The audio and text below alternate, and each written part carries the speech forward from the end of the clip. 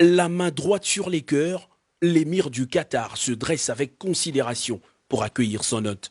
Devant le palais princier à Méridiouane, le debout congolais et la salam à l'amiri retentissent en plein Doha.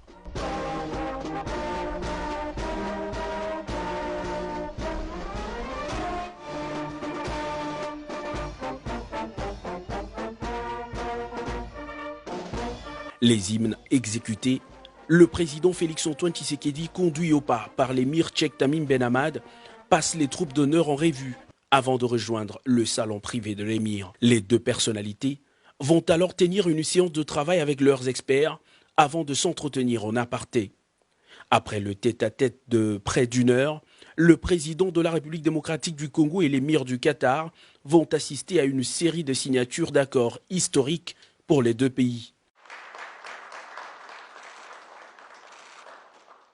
Il s'agit d'un accord général de coopération économique, commerciale et technique entre la RDC et le Qatar qui vise à garantir la sécurité et la protection des investissements massifs qui vont être effectués. Sur cet accord, les deux pays y adossent une convention pour éviter la double imposition de revenus, prérequis pour un traitement fiscal attractif des investissements.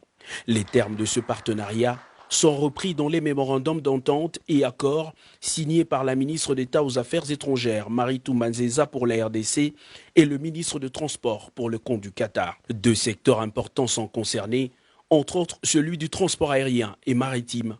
Les investissements souhaités dans le secteur maritime consisteront en la modernisation et le développement d'infrastructures maritimes stratégiques telles que le port de Matadi, Kinshasa et Boma. Concernant le secteur aérien, la grande compagnie aérienne internationale Qatar Airways proposera ses services à la RDC au travers la régie de voies aériennes dans la modernisation, la construction et le financement de 3 aéroports phares, notamment Njili à Kinshasa, Loano à Lubumbashi et Ndolo à Kinshasa pour l'aviation d'affaires.